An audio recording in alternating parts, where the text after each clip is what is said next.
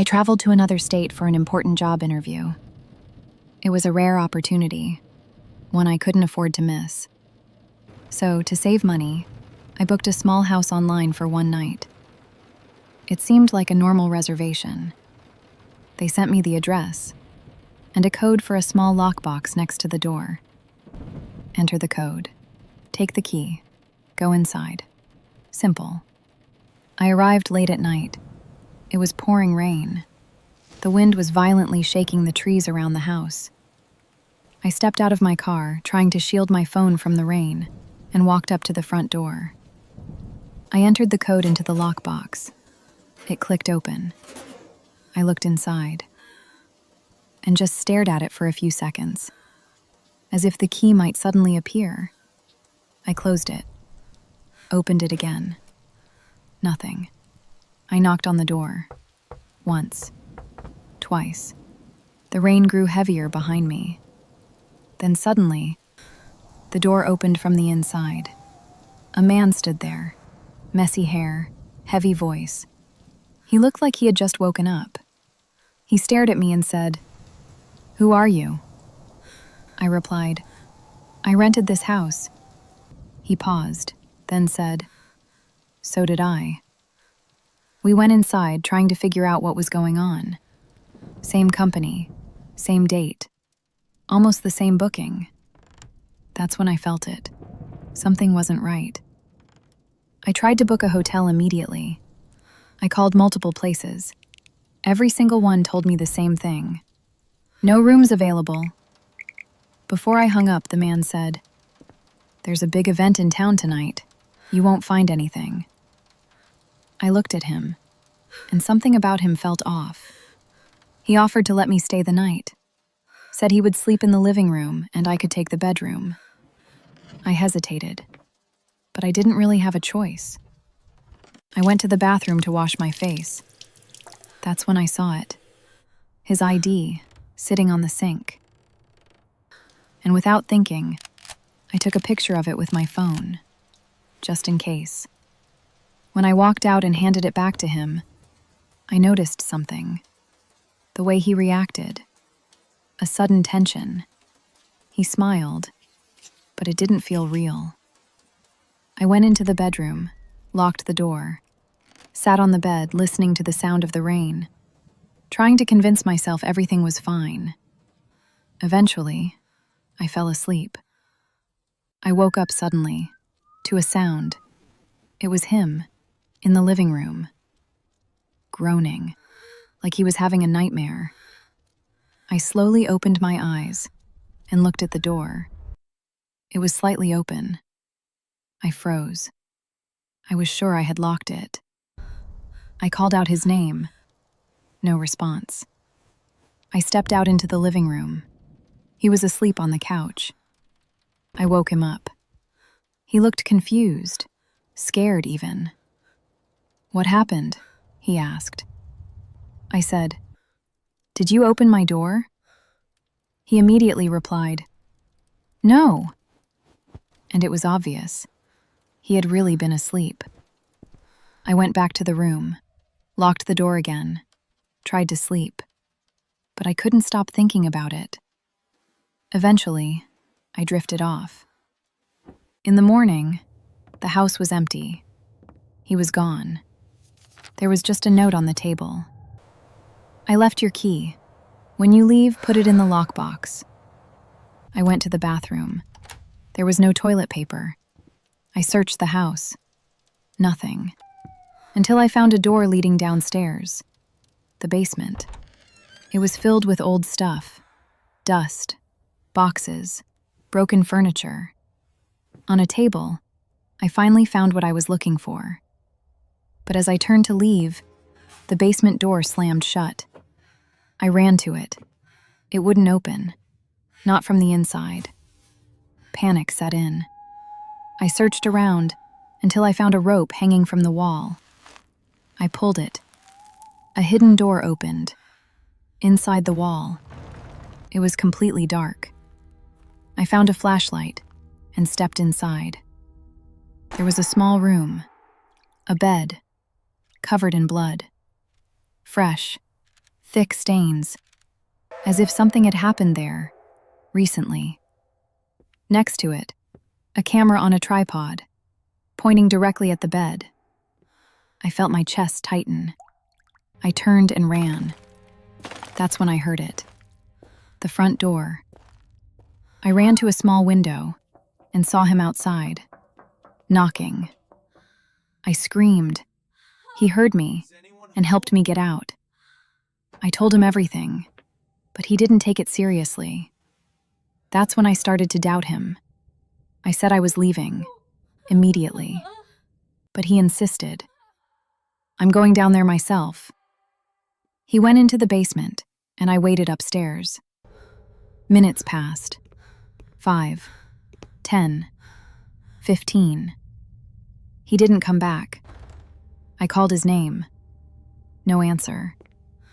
I went down after him. The basement was empty, and the room was worse. The blood had spread, like something had just happened. The camera was recording, but there was no one there. I ran, got into my car, and called the police. They arrived, searched the house, went into the basement, then came back and said, "There's nothing here." I went down with them. No blood, no camera, no hidden room. Nothing. I sat in my car, my hands shaking, trying to process what just happened. Then I remembered. The photo.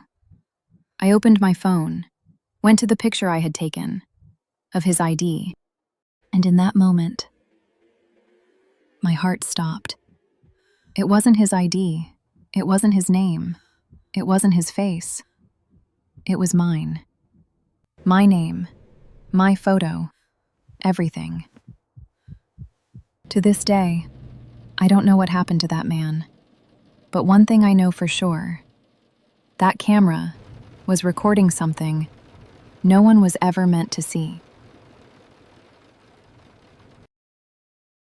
When I was 29, I bought a small house in an older suburban neighborhood. It was the kind of quiet street where most people had lived there for decades. Not much traffic, not much noise, just rows of old houses and a lot of retired neighbors.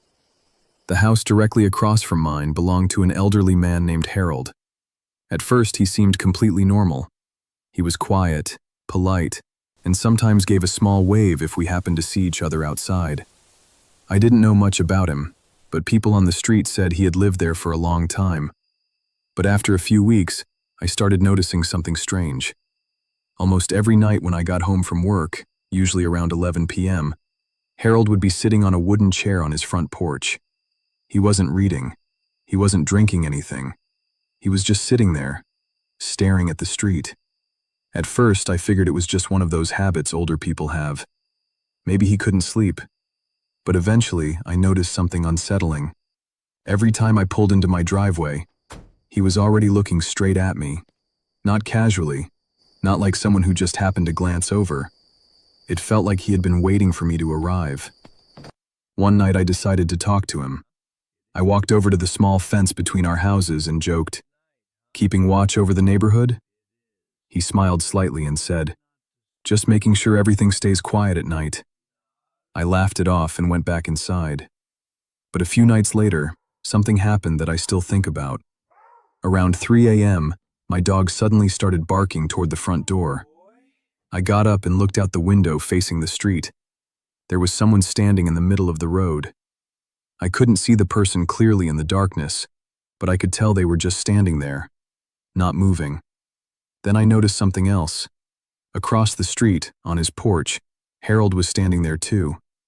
He was facing the person in the road. Neither of them moved. They just stood there, staring at each other for several long seconds. Then the person in the street slowly turned and walked away between the houses. Harold went back inside. The next day I asked him about it. He looked confused and said, "I didn't see anyone last night," which seemed strange because I had clearly seen him standing on the porch. Later that week, I mentioned Harold while talking to another neighbor down the street. She looked surprised. "Harold?" she said. Then she frowned slightly before adding, "That's strange."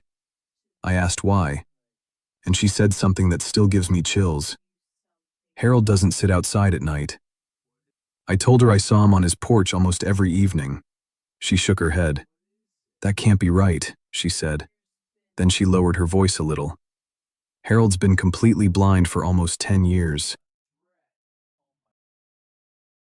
I've always loved escaping into nature, far away from the city, from the noise, the stress. I thought I'd found the perfect place, a quiet forest with tall trees, hidden trails, and a small lake. I arrived in the late afternoon. As the light faded, I started walking among the trees. The air was crisp, the forest incredibly still, almost peaceful. I felt calm, at first. Then I heard it, a rustling in the leaves just beyond the path. At first I thought it was a deer, or maybe a bird. But soon the sounds grew heavier, closer. Footsteps. Someone, or something, was moving through the forest behind me. My heart started racing. I tried to stay calm, but the path felt narrower with every step, the shadows longer, the trees closing in. I called out, hoping for an answer, but there was nothing, only silence. Then came a sudden snap of a branch, just a few feet away. I froze, unsure if I should run or keep moving. Alone in this part of the forest, without a phone signal, I felt completely isolated, and more aware than ever of being watched. I finally decided to head back toward the main trail, each step filled with tension. I never saw anyone. There was no one there. Yet the feeling remained, heavy, pressing, impossible to shake. When I reached my car, I locked the doors and breathed a little easier. But the forest, it had left a mark. That night, I realized something. Sometimes, the quietest places can be the scariest of all. Even now, I can't shake that feeling, that someone, or something, was watching me, even if I never saw it.